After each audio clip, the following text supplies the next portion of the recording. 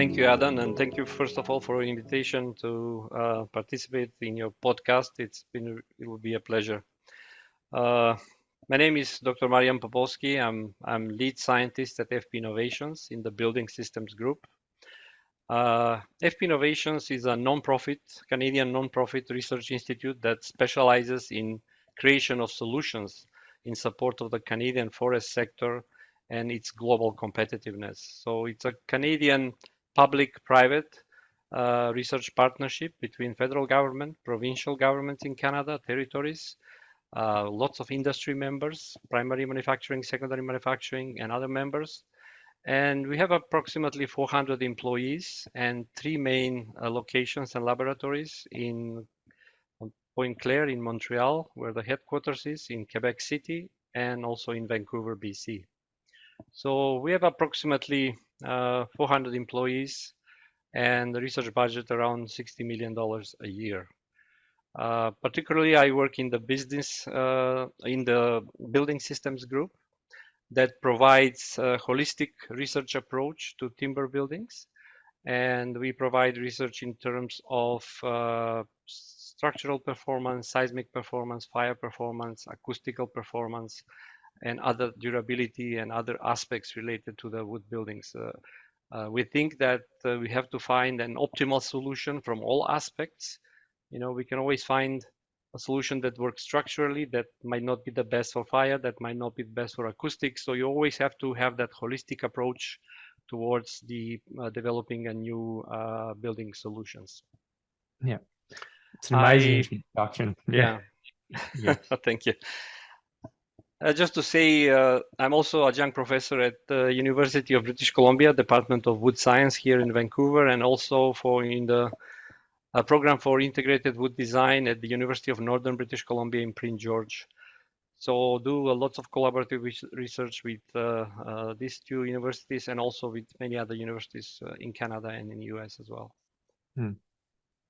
Wonderful. And 400 researchers or 400 employees is an unbelievable team to actually get a lot of interesting work done. Can you outline some of the main research you've conducted over the years that you're most proud of and perhaps has been the most influential to help grow the market? Yes, of course. I've been fortunate to be in the forefront of the research in the area of structural and seismic performance of timber buildings in Canada. And together with my colleagues at FP Innovations, with Canadian Wood Council colleagues, and many colleagues from universities across Canada, we've done really tremendous amount of research work over the past 2 decades to improve and implement timber construction in the buildings, not only through research, but also to code implementation. So I'm also quite involved in code implementation in Canada as well, and I've served on some committees. So I'll go through some aspects that what I've done in the past, again with collaboration with many other, and that will probably give the audience also kind of like what has been done, what progress has been done in Canada over the years. So if I may start and go back to 2009, the limit for traditional wood frame construction at that point in British Columbia was maximum at 4 stories. So in 2009, actually, we were able, based on FP Innovations research and research from some universities, with help with Canadian Wood Council, we were able to raise the limit from 4 stories to 6 stories for wood frame construction in British Columbia. Then we do the same with other provinces, with Quebec, Ontario, and so forth. And finally, in 2015, we implemented the height change from 4 to 6 stories in the entire country, and that was in 2015 National Building Code of Canada, and that had significant ramification. Basically, since those code changes have been put in place, the market for wood frame construction really skyrocketed. So up to 6 stories now we have, I would say, approximately 80 to 85% of the market share. Wow. In addition to over 90% or 95%, depends on the areas in North America, where we have in the single family market. So we've done tremendous amount of work there to basically do something good for the industry, for our members, for FP Innovations, but also for the society at large. Then we also brought CLT to North America, and we put our efforts into doing lots of research related to mass timber construction. So we implemented in 2016 supplement to the 2014 CSAO 86, which is the Canadian standard for engineering design in wood. This is where we implemented all our research and findings from how CLT performs and everything. And I'm proud to say that Canada was the first country actually that have those design provisions for cross-laminated timber, not only as a product, but also as a system in our standard. As we all know, CLT, of course, was developed in Europe, and then but we actually were faster than Europeans to codify it. So I'm really proud of that, I have to say. So that was a lot of work. You know, you have to have lots of research, lots of information, and again, it was a multi-disciplinary approach as well, because we have to implement, you know, fire performance of CLT and other aspects into the code. So it was a really large group effort on our side, FP Innovations, Canadian Wood Council, again, many other universities, to actually do this work. And also, I've been involved in work of many committees. I'm member of the technical committee of the CSAO 86, which is again the engineering design in wood in Canada. I've served on the Canadian committee for earthquake design for one term, and I also sit on some international ISO T65 committees as well. So I'm well aware and fighting hard to implement as many solutions for timber in the codes, because we look at the codes, you know, in some aspects like a barriers to timber construction and so forth. So, and also we've published a lot of handbooks throughout the years, starting with 2011 with the first CLT handbook at FP Innovation CLT handbook, Canadian edition. Then we had a US edition after that. Then the second edition of the handbook was released in 2019. We put lots of effort into creating a technical guide for design and construction of tall wood buildings with the first edition, and the second edition now released in 2022. And with the lead from my colleague, Dr. Ziong Chan, he led the work on developing the modeling guide, which was really an area that we need lots of information, especially for the designers. And we did that as well. So I also participate on lots of international committees, as I mentioned. I'm part of the Canada, Japan, US Building Experts Committee. And currently we have in Canada, we just formed a new Canadian Wood Construction Research Network, which is actually a network of 13 Canadian universities and includes FP Innovations as well. And there are 4 teams in that network. Team 1, which I'm co-leading with Dr. Tony Yang from UBC, is related to structural and seismic performance of timber buildings. Yeah. So there's lots of things going on in Canada. As I said again, I was fortunate to be part of all of these developments and be on the forefront of implementation of mass timber and wood frame construction in North America. Yeah, and there's no doubt it's had reverberations, the hard work from your team at FP Innovations globally. Like, for those who want to read your guides, it's not just reading a 20-page little brief summary guide. It's a 1,000-page dense document backed up by all the best research, and it really moves the needle. One of the things on code changes, which I find interesting, so you know, Australia's going through the same page, and you mentioned there you got 80% market share of or 80+%, I think you said, on I believe light frame construction for 4, 5, 6 stories. Or so correct me on if I'm wrong on any of that. But what was it before the code change, and how influential was the code change in actually developing new market share for that sector? And what was the building types before? Because, you know, where we are in Australia, and for those in New Zealand, it might be basically there might be a step Yeah. change on the table following the model that you did as well.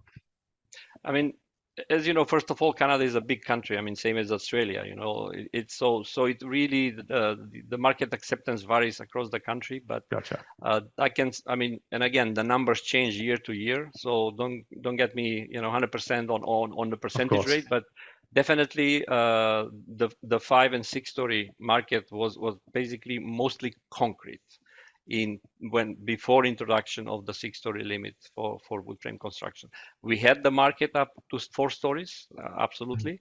But then since the code change we made to 6 stories, we were basically over a period of 6 to 7 years, we started to own that market. And it comes also to a cost because wood frame construction tend to be a bit cheaper than concrete construction. That was most eminent prior to that. So that plays a role as well. But you have to have the codes, right? If you don't have the code procedures, if it is not a code approved solution, then of course designers will not be able to implement it. You have to go through another procedure, as we say, alternative solution path, which adds to the cost of the solution. So having it codified, it really made significant impact. And again, market share can differ from province to province. But on average, I think in Canada, we're around 80%, if not more, right now. In British Columbia, probably over 90%. Wow.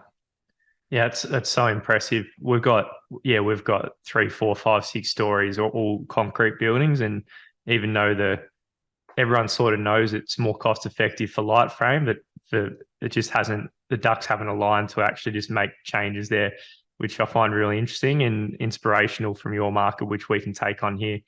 What are some of the misperceptions about timber that probably still persist and perhaps don't necessarily need to persist based on recent research? Yeah. Well, exactly as you mentioned, there's some misconception. I mean, and some are facts, but some are actually taken out of that context even. Yeah. I mean, wood burns. Yes, of course, wood burns, right? Wood rots. Wood is not strong enough. The Three Little Pigs story, right? So the wood structure is not strong enough as a stone or if you reflect to these days, reinforced concrete construction and so forth. So, some of these things we try to really put research behind it and really make sense to what really means. It's true that wood burns, right? But if you look at the other materials as well, continuous exposure to higher temperature and to fire affects other building materials as well. I don't think many people know that. For example, steel structures, at 600 degrees Celsius, they lose half of its strength, half of the yield strength of steel. So same with concrete, approximately same percentage. You have spalling of the concrete in terms of reinforced concrete elements and reduction of strength. And I mention this all the time. It's a famous picture after the 1906 earthquake in San Francisco. There was a fire after the earthquake, and actually there is a big heavy timber beam sitting still in a structure, and a steel beam on the top of it almost like melted like a spaghetti. So after the fire, the wood member was still supporting the steel beam, who was like a spaghetti over it. So that just tells you, yes, wood burns. However, if you use it in a right way, if you protect it, and especially these days, of course, you do encapsulation, you use other protective devices, you use sprinklers and so forth, you can overcome all of these deficiencies. Wood rots, of course, if you left, in the rain for years. However, we have experiences that it's not that the case. For example, the stave churches in Norway that are over 800 years old, built in around 1200 AD. I mean, I visited some of them. They're still standing. They're in perfect condition. So if you do proper design, if you keep the water out and not let it in and avoid these wetting and drying cycles in the wood, you'll do fine over years. And if you're completely underwater, you also do fine. That's why we have all of these piers in the ocean, right? So underwater, I mean, a tree can stay for thousands of years. So some of it are mixed conceptions. Some of it are related to big fires that we had in the cities in the history, like big London fire, big Boston fire. Every big city where you have there have been fires at the end of 1800s, early 1900s, and that was kind of where prior to that, of course, there was lots of wood construction. But those fires kind of uh, put a stop to use of timber in the quantities that it was used before. And this is where basically when the steel and concrete took over as a structural material. And since then, it's been in the code that distinction, which we don't like, combustible and non-combustible construction, and this is basically how it happened. After those big fires, people said, okay, steel doesn't burn, concrete doesn't burn, let's build with non-combustible construction. So, other misconception is, wood structure have poor seismic performance. I mean, nothing can be further from the truth.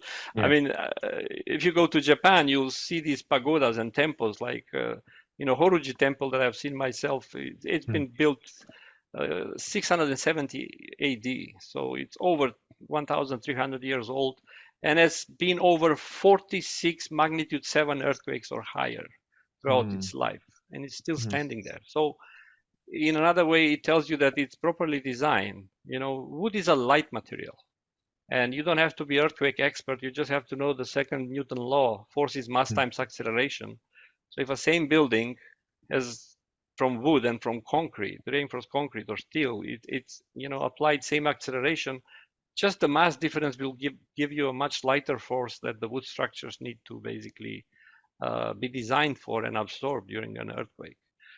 So, and structures being lighter, of course, you need less foundation and other things. So there's lots of misconceptions, but we are trying, and I think, if I can use the word, the truth is out, that some of these misconceptions, were not true. I mean, of course, wood burns, but have you ever tried to light a campfire using a big, heavy timber member? No. So there is something to mass timber that really inhibits fire itself, right? So the charring that occurs and everything. So I'm glad that over the years and supported with research data, we were able to change these misconceptions. Yeah, that's amazing and very well articulated on all of them. That's I think listeners, when they try and talk through projects, you can always borrow phrases and the way things are articulated, which is really helpful. So that's some of the misconceptions. There's also upside potential from the things we sort of know about, but we can get research to back it up. So sustainability and biophilia, all that sort of stuff. So is there any more research on that side, even forestry, embodied carbon, or anything like that, to actually prove the benefits? Well, for biophilia, it's a very interesting effect. I'm glad that you're aware of that, actually. And there's some research being done, although lots of more research has to be done. But the Japanese started that, I think, in 2005. There were a couple Japanese studies that they tested the effect of the environment where you live in on your physiological health. So they made a conclusion that if you are surrounded by wood, either in a school setting or in a home setting or in an office setting, you have some health benefit. Your blood pressure goes down, your heart rate goes down, you feel less depressed, even in today's hectic lifestyle. And also in Austria, some research was done about that with similar conclusions. We've done research in Canada at FP Innovations as well, about 7-8 years ago, with a similar conclusion. So there's something about it. There's definitely a trend. However, I cannot say, 100% that wood will, make you feel better. I think still more research is needed, but even those 3 studies that I've mentioned, I think they're significant, and there's a significant difference between the health of the subjects that were studied in all of these studies, being either living or be present in a wood construction, or being present in a concrete or steel construction. So there's that biophilia effect. You're right about it. It exists. So, however, as I say, probably more research is needed in that area. And we are humans. We are part of this planet. That's how I look at it. We want to be in the forest. Why do we feel good when we, go and for a walk in the forest and breathe the fresh air? And we want to be part of nature. And wood is a natural material. So we feel at ease when we are, surrounded by natural material. That's amazing. And yeah, and sometimes it's like sometimes it's like just common sense almost. It's like, as you said there, just Absolutely. you walk through the research will catch up, but we can just use our own judgment and what makes you feel good, being in a dog box in a concrete jail cell or out in nature. Exactly. That's what And I do after a stressful work. I'm blessed to live at UBC, and lots yeah, of forest around the area, lots of parks, and just going for a walk and having the fresh air, it really calms you down and gets you ready for the next days. yeah, So, abs- and of course, the lower carbon footprint and everybody, all of these things, and speed of construction. So there's lots of advantages to wood, especially mass timber. yeah, Lately, prefabrication, things can be prefabricated in a factory, ships on a site, and so forth. So speed of construction, time is money. So speed of construction can be, for example, for the Brock Commons 18-story building here at UBC in Vancouver, they were able to build it in 70 days. So that's 4 months shorter than it would have been from other construction material.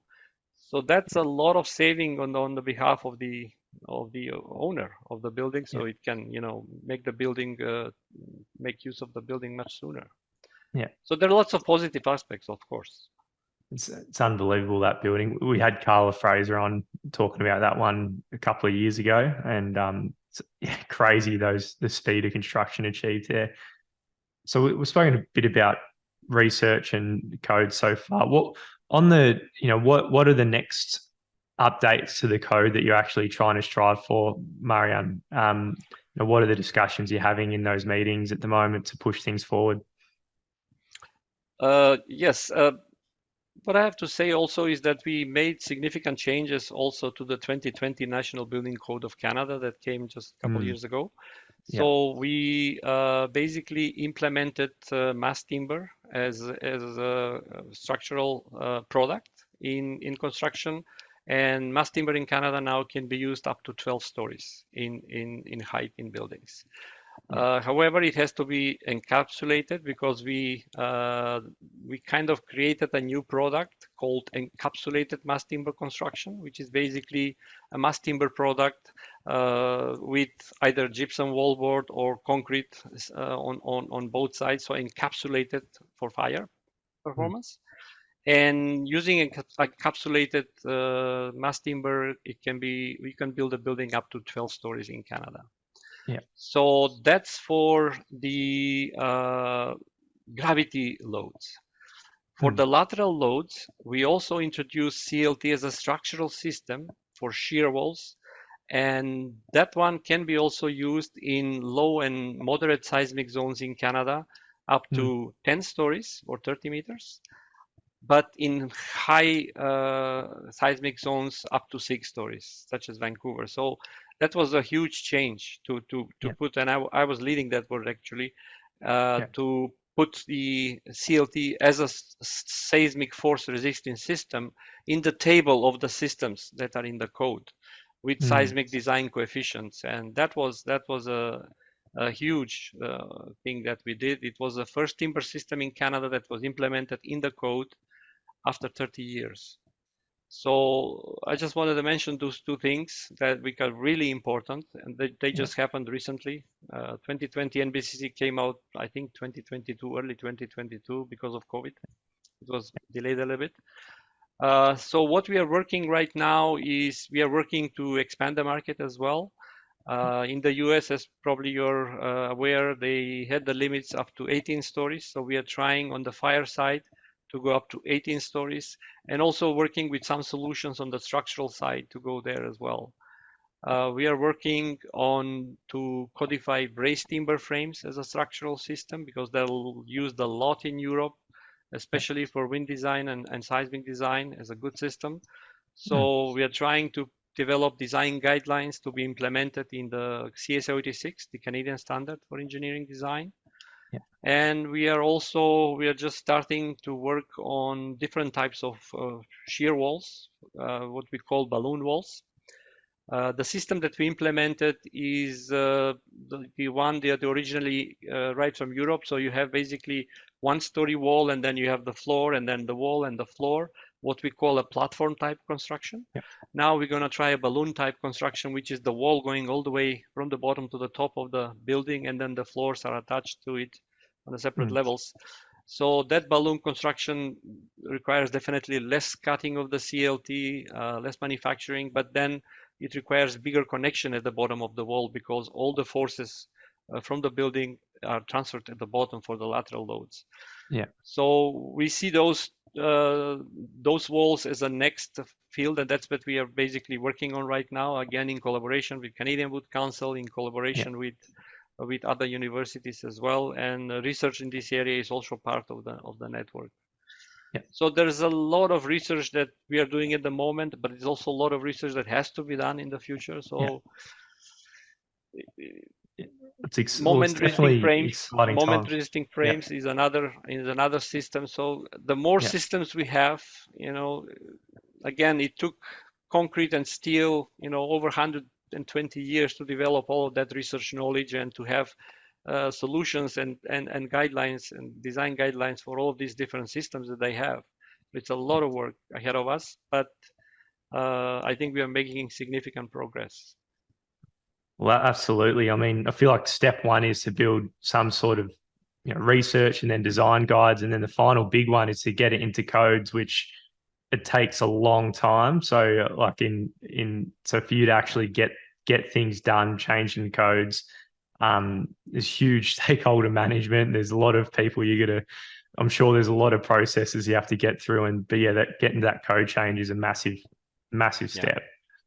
So, and that's why we actually published all of these technical guides that I mentioned, some of them, and you're of course aware of them. This is to help the designers, because as you mentioned, the code change takes years. It's a 5-year cycle, and then you need at least 5 years research prior to that to implement that new system. So in the meantime, the designers can use the alternative design solution in the code, which means they have to prove the performance of the new system or the new solution, whatever it is, from fire structural performance, that it has the same properties as the accepted solution in the code. And then they have to satisfy the authorities having jurisdiction and fire marshals and everything. As you said, it's a really long process. And that's why we produce those guides to help engineers until the solutions are codified, so that they have research information, they have the technical information to go for the alternative solutions. Yeah. And I have to mention here, the governments have been also helpful in Canada, the federal government and provincial governments as well, into helping designers, having lots of programs where the designers can get some funding to do research and to implement solutions for tall wood buildings, for non-residential applications where wood is lacking right now. So the next big effort, I think, should be non-residential applications, bridges, and so forth. The market is huge. Just for bridges, the other day, a number came to me. Only in British Columbia, we have thousands of forestry road bridges that are, ready to be replaced. So there's lots of work in that area. We have to come a solution with larger spans and so forth. So there's lots of research work ahead of us. Maybe not that much for me, but ahead of younger generations as well. Yeah, well, it's exciting time. So where do you see things heading in the next 5 to 10 years with all the things we mentioned? If you had a crystal ball, where would you say, what does things look like? I would see greater acceptance in timber, in the taller construction, and also in non-residential applications. What I would like to say also is I think the codes are moving into performance-based design, with performance-based design objectives behind them. Probably is the same everywhere. Like in Canada right now, we have objective-based codes. And I just want to take this opportunity to explain to the audience. So objective main codes, that means it gives you two options, the acceptable solution and an alternative solution. So both of these solutions, one is the prescribed one, like, you get a flour and you put so much grams of salt and you put water and you mix it and you bake it and it's called bread. And that's the only way how to make bread. Yeah. But then if you do your own recipe on a side, you spend some research and, your mind and some innovative things, and you bake it and it tastes like bread, then it's probably bread. So that's the alternative solution. You don't have to follow the recipe, but you come up with the same product at the end that satisfies the safety of the occupants and all the objectives in the code. Then that's alternative solution can be approved by the authorities having jurisdiction. Yeah. So what the codes are moving now into the next phase, which is performance-based design. And that will tremendously help timber, I think. It will put it on an even level playing field with other materials, which means there'll be non-combustible and combustible materials. It will be just performance. I really don't care if it is a 3-hour performance fire rating needed. I really wouldn't care if it is a steel, concrete, or a wood solution that provides the 3-hour fire rating, right? So same for the structural performance. If there's certain structural and seismic performance or floor vibration performance or acoustic performance, I really don't care what my walls are made of, as soon as I meet that acoustic or floor vibration performance. And I think that will put all construction materials at the same plane level field, so that we provide the same performance for the owners of the buildings.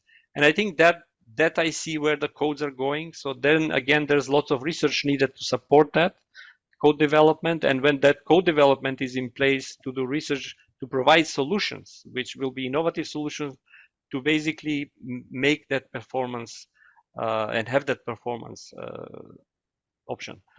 So there's a lot of changes coming in front of us, but I think the glory days for timber are still ahead of us. Yeah. That's my gut feeling. Definitely more work is needed as I mentioned, we talked a lot about residential construction, but non-residential construction is an item there. We have lots of work to do. And even in residential, everybody wants larger open areas right now. So structural solutions that can support longer spans, like 9 by 9 meter, 8 by 8, 9 by 9 meter. It's very difficult now to do with that with wood and in both directions. So we have to find a way how to do that multi-directional, what would say, spanning of the.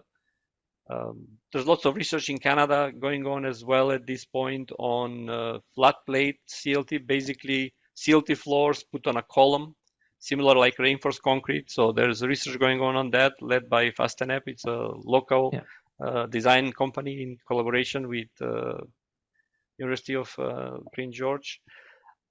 So there's work on diaphragms is needed, and it's going on as we speak as well. As I mentioned, balloon walls, different types of walls. So there are lots of aspects that we have to basically still work on.